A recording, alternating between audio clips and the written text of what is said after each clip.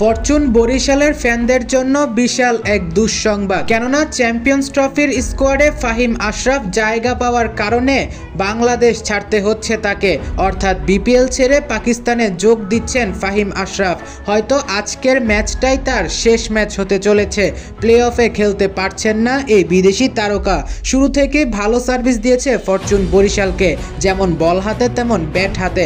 তবে তার পরিবর্তিত প্লেয়ার খুঁজছে ফরচুন বরিশাল।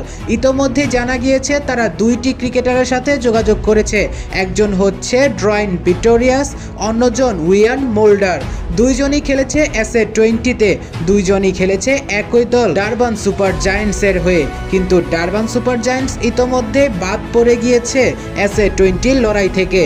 এজন্য তো শোনা যাচ্ছে দুইজনের এজেন্টের সাথে নাকি যোগাযোগ করেছে ফরচুন বরিশাল। একজন পেস বোলিং অলরাউন্ডার অর্থাৎ ফাহিম আশরাফের জায়গায় তো খেলানো প্রয়োজন। তবে যিনি আগে কনফার্ম হবে তাকেই হয়তো দেখা যাবে বিপিএল এ ফরচুন বরিশালের জার্সি গায়ে। তবে এখানে বলে রাখা ভালো, ড্রয়েন পিটোরিয়াস কিন্তু এর আগেও ফরচুন বরিশালের হয়ে খেলেছেন, অর্থাৎ ড্রয়েন পিটোরিয়াসের বরিশালে যুক্ত হওয়াটা সব থেকে বেশি সম্ভাবনা রয়েছে।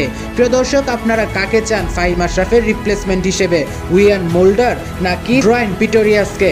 মনে রাখবেন, উইয়ান মোল্ডার কিন্তু বাংলাদেশকে টেস্টে ধসিয়ে গিয়েছিল।